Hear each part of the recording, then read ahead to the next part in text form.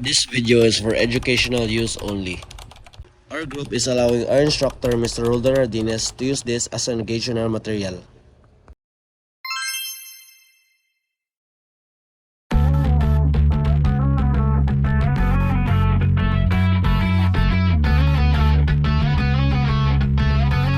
Lord's God is so good.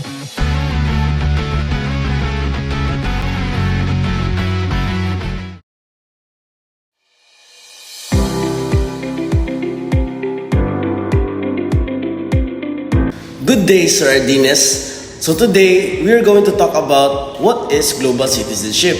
So global citizenship to me means understanding that we are all part of one global community where actions, choices, and values have an impact beyond our immediate surroundings. It is about embracing diversity, respecting different cultures, and recognizing the shared humanity that connects us all. Being a global citizen means staying informed about global issues such as climate change, social justice, inequality, and human rights, and being willing to contribute positively to solutions. No matter how small the action may seem, it involves a sense of responsibility, empathy, and the belief that we all have a role to play in creating a more sustainable and peaceful world.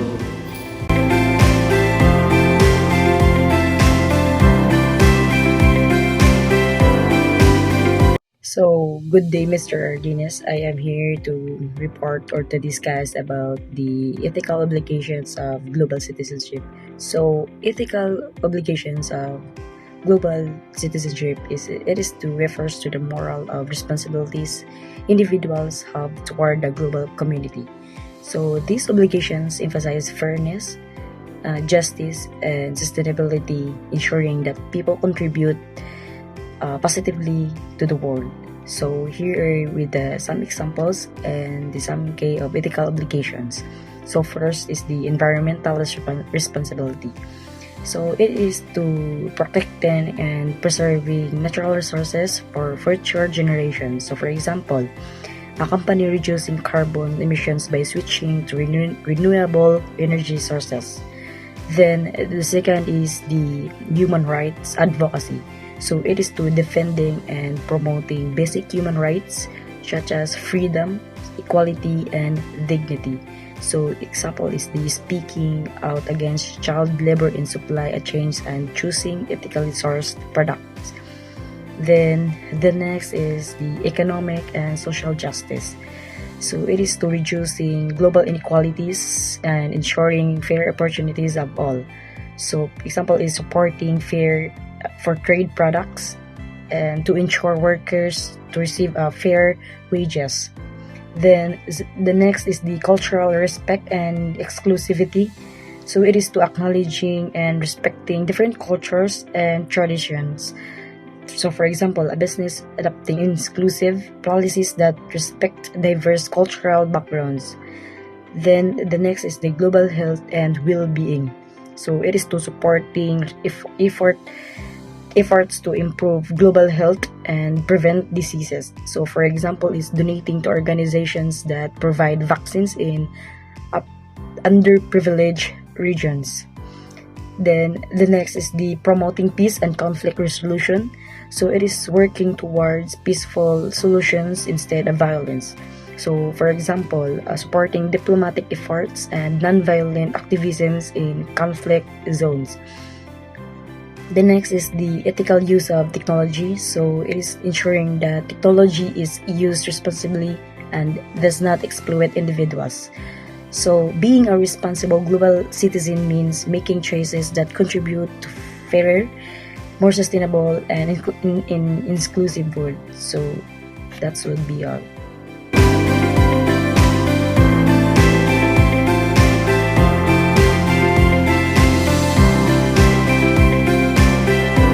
Good day, Mr. Ardines.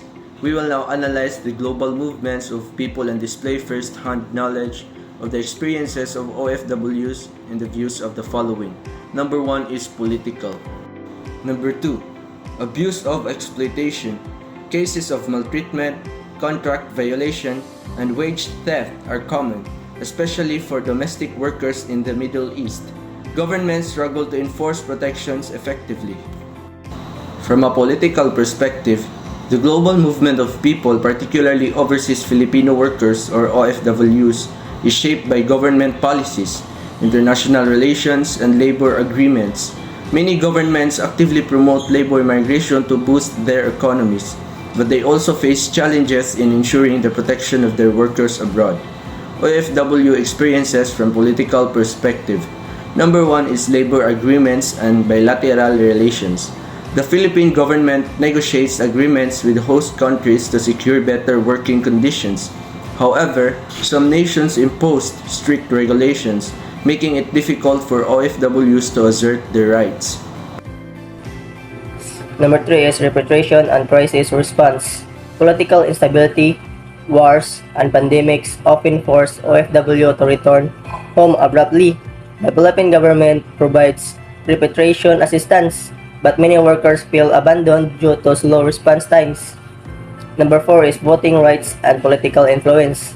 Despite contributing significantly to the economy, many OFW feel underrepresented in the Philippines politics. Overseas absentee voting exists but is often inaccessible to many.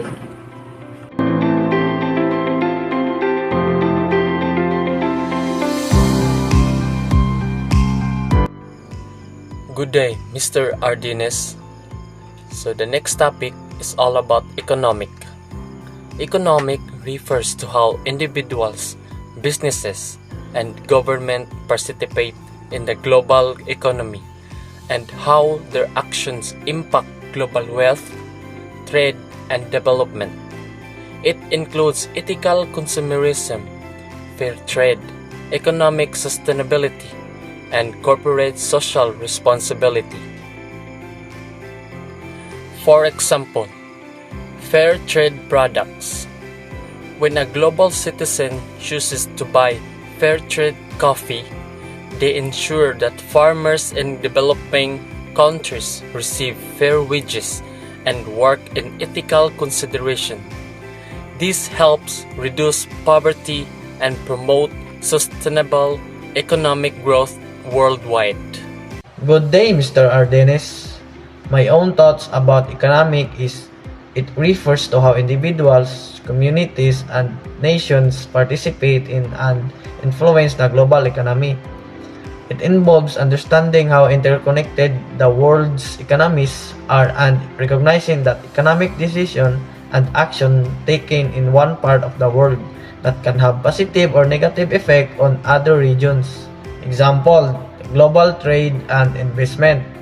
When multinational companies establish factories or offices in developing countries, they create jobs and stimulate local economies. For instance, when a tech company sets up a manufacturing plant in Vietnam, it creates employment opportunities, improves local infrastructure, and increases the country's exports.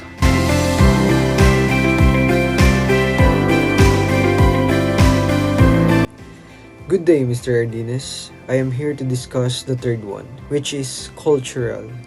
Cultural means the way people live, including their traditions, belief, language, food, music, and customs.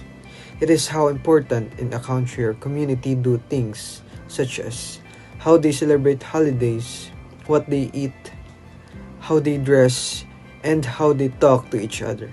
Culture is learned from family and society, and can be changed over time. From a cultural perspective, OFW they experience cultural adaptation like learning new language, customs, and social norms to fit into their new environment. So for example, cultural adaptation is when a Filipino moves to Japan for work to fit into their new environment. So they learn to speak basic Japanese. Good day, sir. And now we have cultural barriers. Most of the OFW face discrimination or stereotypes due to differences in ethnicity, religion, or language. Also, some of them even experience racism or social exclusion especially in countries where migrant workers are viewed as inferior or second-class citizens. And next is we have cultural exchange. When it is happening when OFWs introducing Filipino traditions such as foods, festivals, and values like bayanihan to their host countries while also adapting aspect foreign cultures. And lastly is we have identity struggle, balancing their Filipino identity with their new cultural environment, sometimes leading to a sense of displacement or even homesickness. That's all, sir.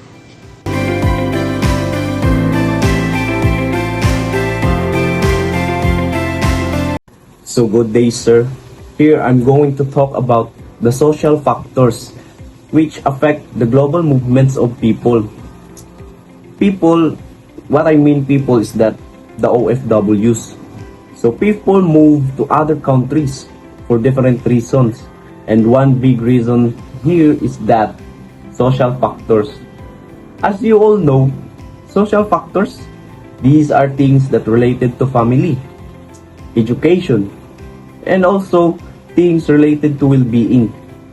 Let's talk about how these affect the overseas Filipino workers or OFWs.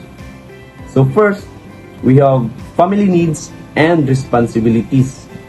Many OFW works abroad to support their families, basically.